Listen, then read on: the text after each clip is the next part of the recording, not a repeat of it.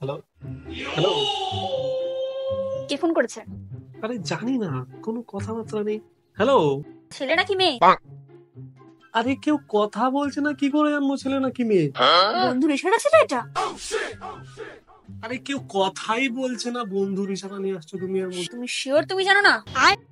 100% sure মা। আমার দেবী? তোমার দিব্যি। তাহলে ঠিক আছে, চলো শুয়ে পড়ি। Good night.